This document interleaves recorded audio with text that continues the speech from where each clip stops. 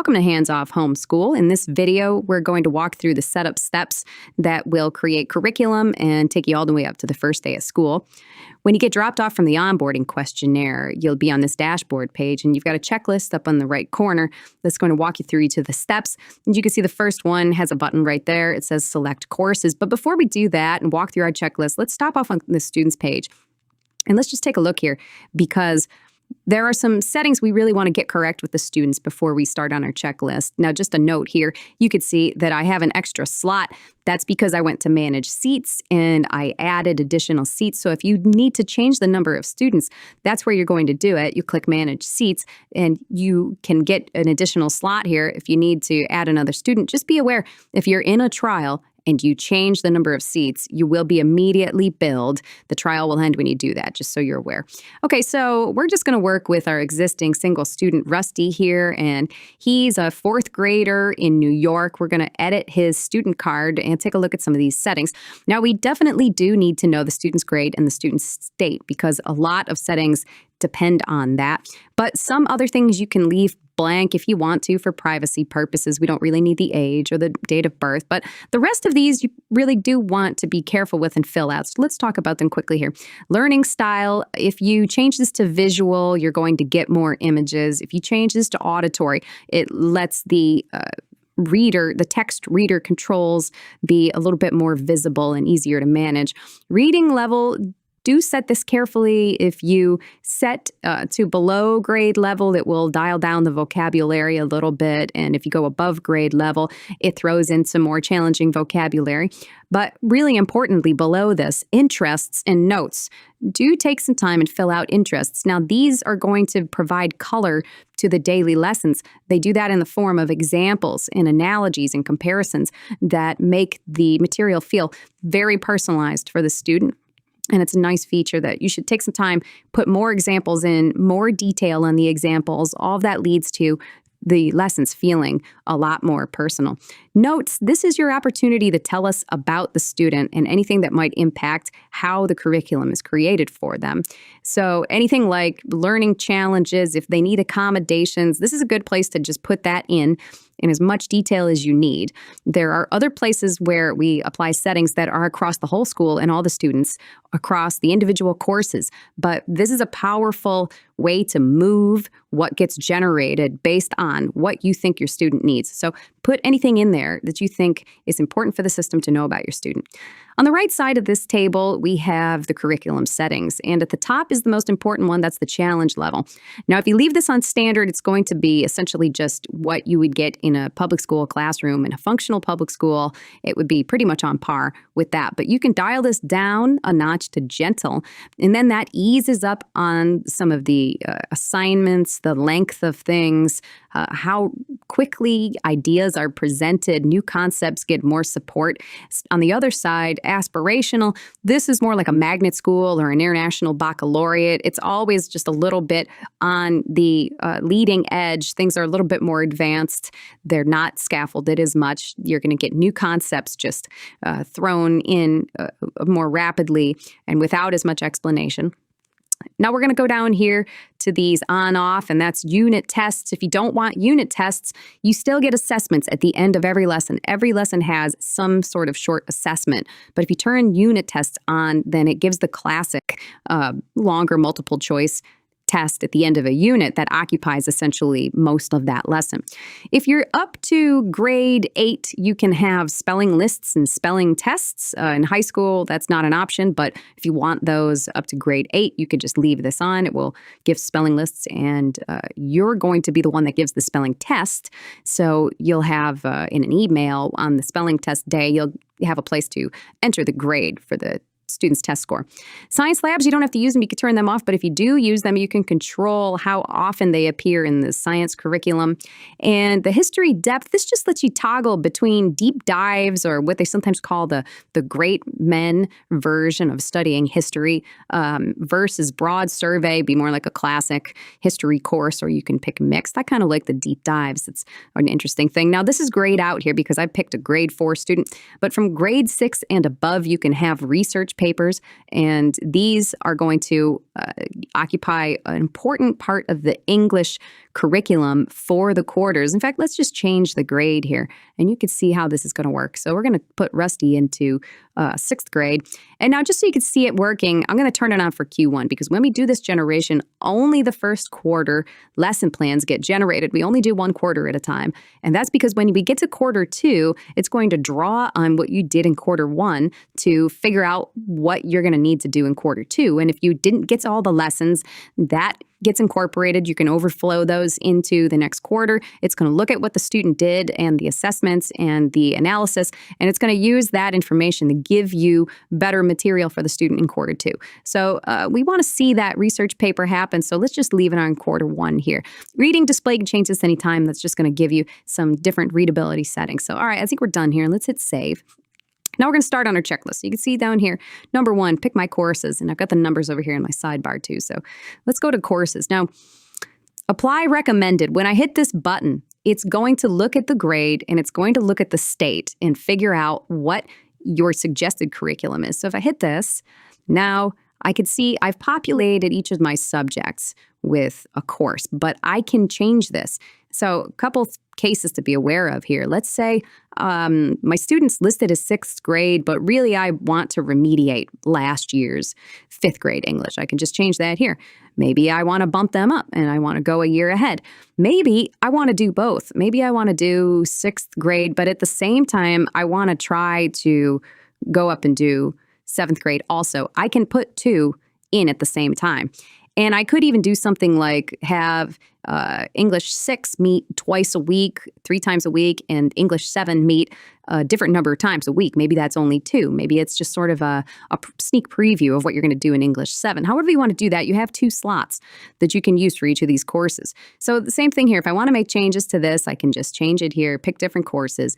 But I'm going to stick with the ones that it gave me. Not every state is going to mandate a health course in every year. So we attempt to take our best guess at whether your state needs a health course in this year.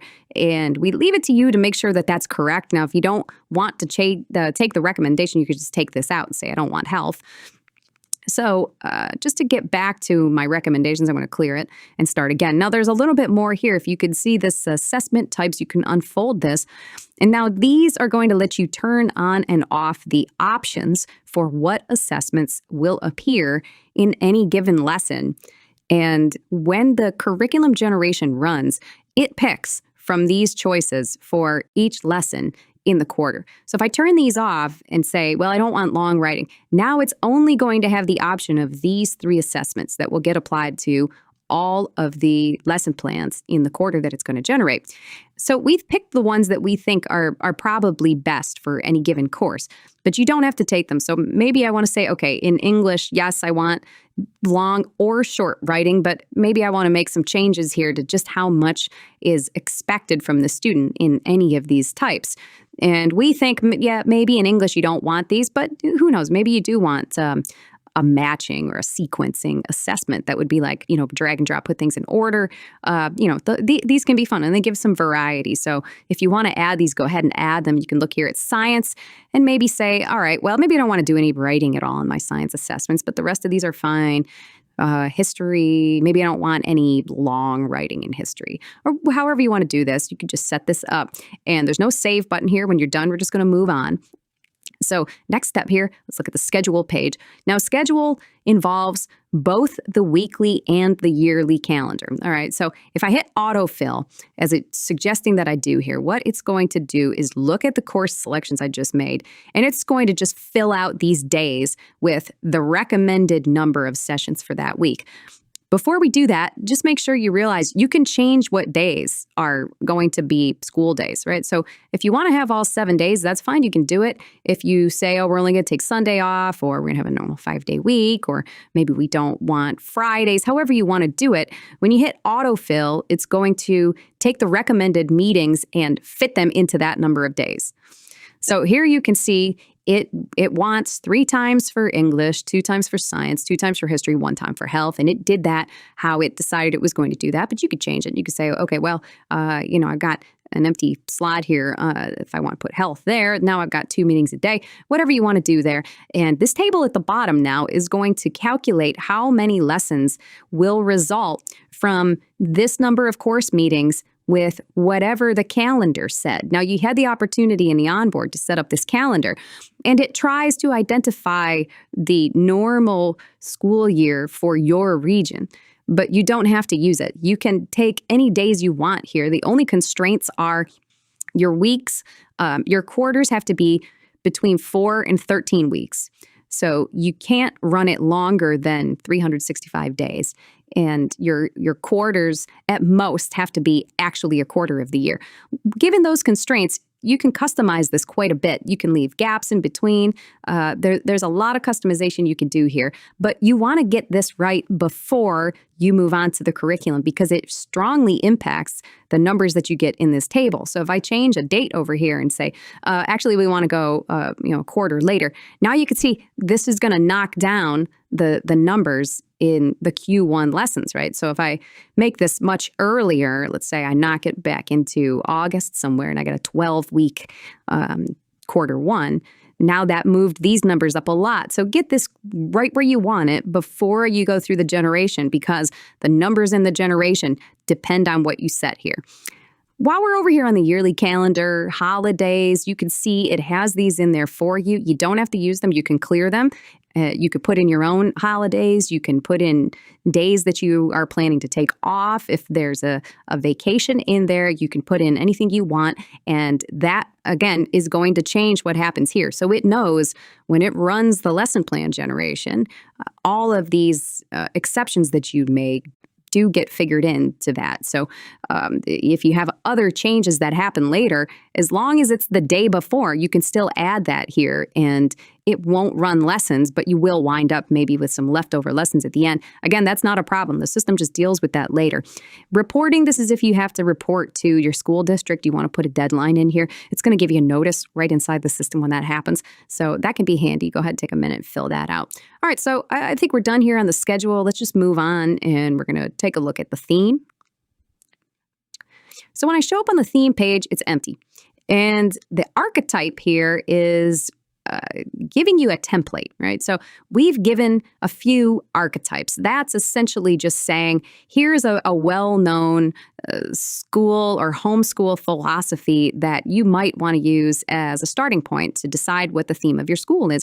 And the theme is very, very important to how it creates your curriculum, how it generates every lesson. Pretty much everything the system makes is going to be filtered through what you put here in these fields that constitute the theme settings. So I'm looking down this list, and you might be familiar with some of these. Often homeschool parents are familiar with a few of these. Maybe you are looking at rigorous college prep. I kind of use classical as the foundation for a lot of the stuff in my own students' curriculum. So let's just pick one. We're going to go with STEM today. Now you can see it's going to fill out each of these with the template material. Again, you don't have to use this. You could just click in here and delete, type more, whatever it is you want to do to change these or just write them yourself completely from scratch. But I want to linger on a couple things towards the bottom here. So what to avoid. If you have values that are strongly religious or strongly secular, that might color what you put here in the values and worldview, and the system's going to try to look at that and say, oh, well, based on that, I think we might want to do something like limit the kind of topics that come up in health class or limit things like mature themes. But it wouldn't hurt to put those things into what to avoid explicitly, although it does try to interpret that from your values and other things in here. If you have explicit things you absolutely don't want to see in the curriculum, you should fill that out and put that into the avoids section. But generally speaking, the little helper text here is going to give you an idea of what you might want to put in there. And if you don't want to spend any time on this, you can just take one of these templates. But I definitely encourage you at least pick one of them and hit save. So we're going to go with the STEM one for our example here. Now, going down my sidebar, you can see grading is next, and I'm going to jump into the grading page. But the reason this is not part of the checklist is because until there's actually some work to grade on a school day, this doesn't really come into the picture. So it's not part of your setup steps, but just be advised you have settings in here that are going to strongly influence what happens in the grading. So particularly if it's writing that's getting submitted, there is an AI that grades the writing, and the way it does that depends a lot on what you pick here. So you can control what gets included in the rubric as part of the grade.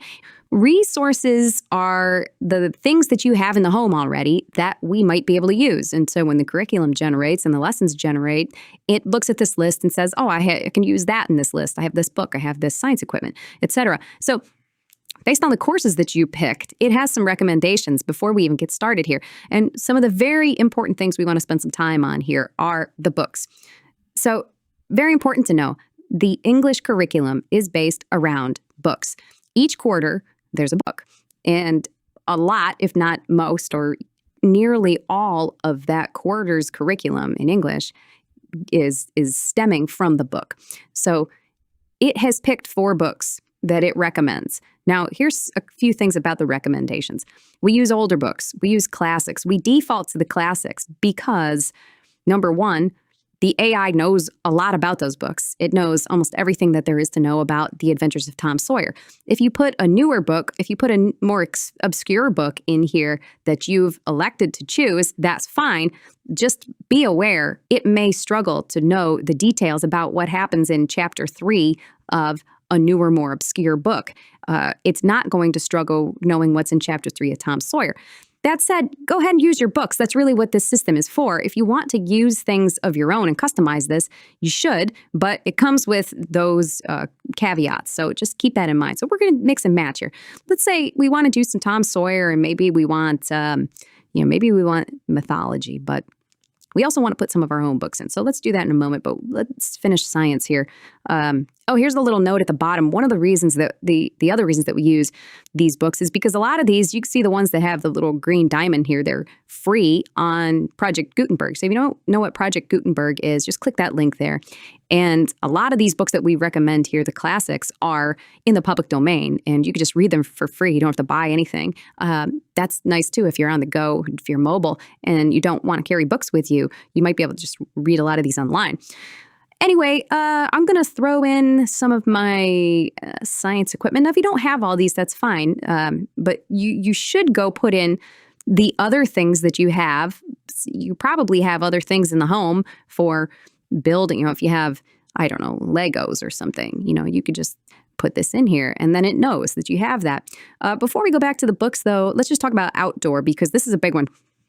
In your science labs, if you have a science course and you've elected to do labs, there are often quite a few things as part of the labs that you could do outside.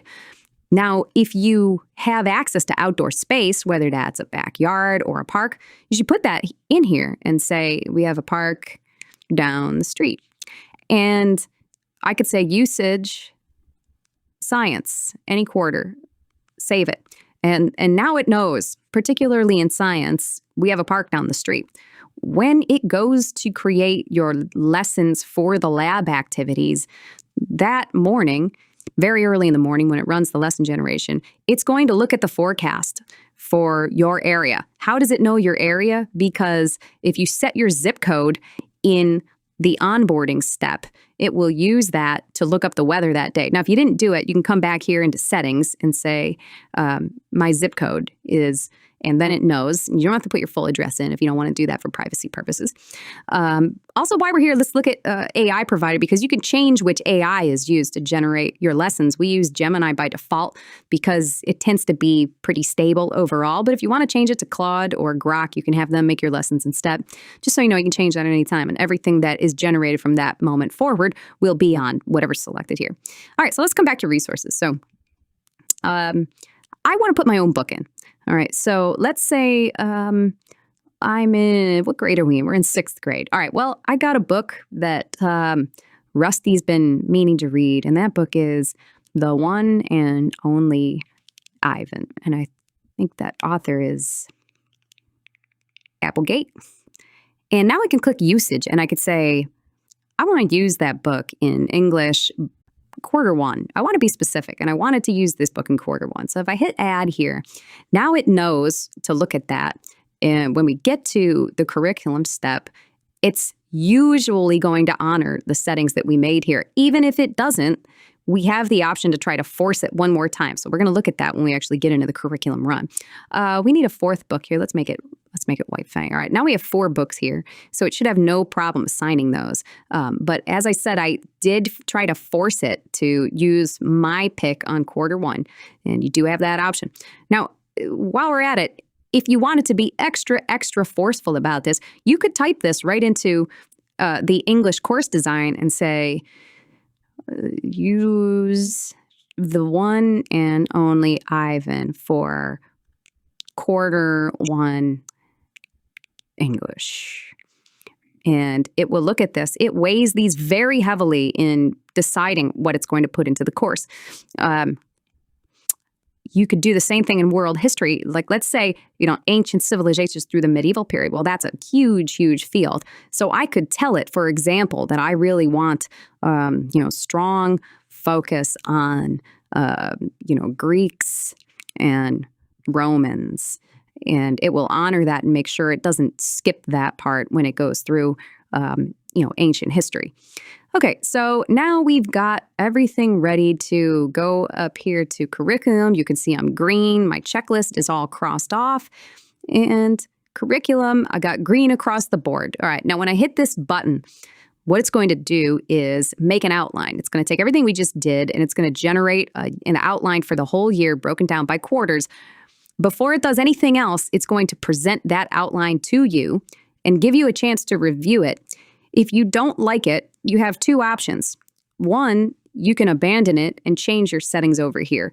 2, you can just give it notes. If you want to make only relatively minor changes, you can just type back to it what you want to change, and it will take those notes into account before it finishes making the quarter 1 lesson plans. So let's hit this button and we'll come back. This is going to take 5, 6, 7 minutes, depending on how many courses, how busy the servers are, et cetera, et cetera. So let's hit the button and we'll see what it gives us.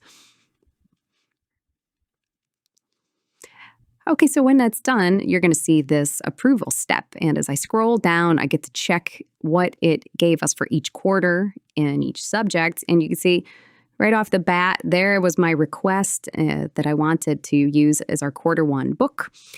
And I just want to check through the rest of this and see if I like it. Now, if for some reason it failed to do something you instructed it to do in one of these other menus, this is your chance to do that. At the bottom, you'll see I have notes that I can put in. Now, like I said, if you don't really like this at all, you might want to go back and change some of your settings.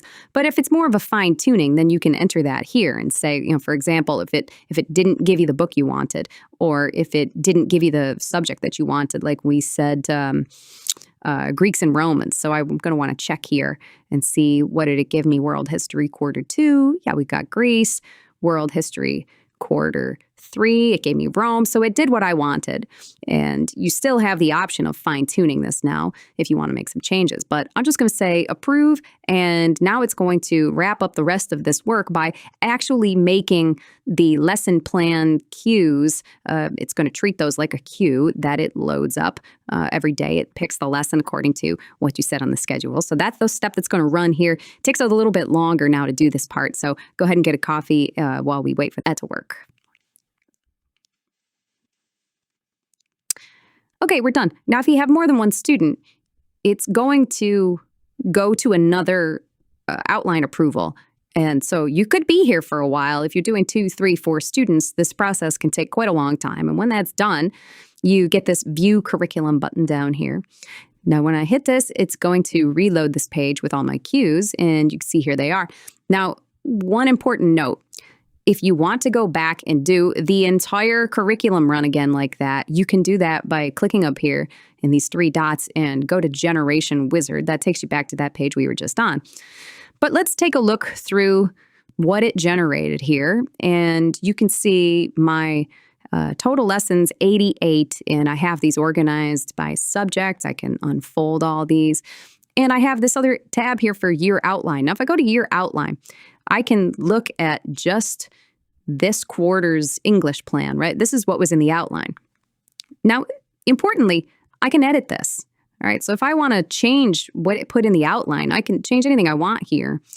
And if this is a drastic change to what is in the lesson plans, I could just regenerate that subject's lesson plans again. So let's say science, I wanted to make some important change here that's going to just retool the entire quarter. Then I could say repace it. And that's going to tell me, or if my schedule changed at all, these are the new numbers. These are notes that I can put in. And so you have a lot of control even now when the overall generation is done on exactly how that plays out in a given course. And we can do that all the way through all the quarters. I can change anything in the future here. Now, bear in mind, the quarters 2, 3, and 4 lesson plans will not generate until we're almost upon that quarter. Right now, we're only going to see quarter 1. So this panel here, these are the ones that are actually featuring in our current lesson queue. All right, a couple things now about the lesson queue. I can unfold this and see what it gave me for the first English plan. This looks good. But now here's some other important information. If I want to change this lesson plan, no problem. I can just come in here and tell it exactly what we're going to do instead of what it wrote. I can change the assessment type. If I don't want the student to write here, I can just flip this to one of the other options. You can see it's got the spelling list in here. So, not all these fields are relevant to every single lesson type, but the ones that are here, you can change. If you want to add to this, you can do that and then save it. So now when the lesson generates, it uses whatever my changes were to generate this lesson. So let's just do that. We can see it. The system isn't going to use a preview lesson that we generate right now, but we can go ahead and see what it will be like on the first school day, and we can just wait for that. Here's what it looks like now. You can see it's done with the preview lesson, and I can look at it from the parent side just by hitting this icon here. And now we can see what the actual pages of the student lesson are going to look like. I can go down, see the pictures. There are the spelling words, and I can look at what the assignment is. All the way down here, it was a quiz on this one. Now, maybe I don't like the quiz. Maybe I want to change what it did. If I want to make a small edit to what the student sees, I can do that right here. And I can just edit any of these fields before the student sees it, or even after the student sees it. Let's say this was a writing assignment and I want to change the writing prompt. I can just completely change what the writing prompt will be. And then the student will be graded according to the changes I made. So if you do that prior to the submission of the written assessment, you can completely change what their work will be. Let's say I don't like what it did here, but I don't want to edit myself. I want it to just roll it again. I could do that here of the 3 dots. I can say regenerate it, and maybe I changed my lesson plan a little. I edited, I changed it. I want to do it again. I can regenerate it, or I can regenerate with notes and tell it what I want to be different, and it'll run that again. If I want to print, I can hit this button here and it will compile this lesson into a print format, and then you can do that on paper. Now, if you want to do that and also have your student finish the assessment on paper, what you're going to want to do is change ready to complete. And when you do that, in the grade book, it's going to make an empty row, and you could just fill the lesson in manually there. I don't think it's going to work here because we haven't started the school year yet, but once your school year starts, you'll be able to see the grades on this page. Clear your previews because your school year isn't going to generate new student lessons until you clear the previews. So you're going to want to clear the previews, and then according to your schedule, on the first day of school, it's going to overnight create the lessons. You're going to get an email, a teacher email in the morning that says, here's what's on the menu for today. Here's how you're going to teach it. If you're going to do the instruction yourself, here are all the pointers for how you're going to teach this lesson. And overnight, when the work is done, you're going to get analysis on it. It's going to take a look at what the student did, and every day it's going to give you some analysis and use that in the next day's lesson. So hopefully that brings you up to the point where you're ready to start your school year. And if you have any questions, there are some help guides down here. You can read the full help center. If you need to talk to us, you can come down here and click through a little bit, say talk to a human. You can send us a message down there if you need anything else. Good luck.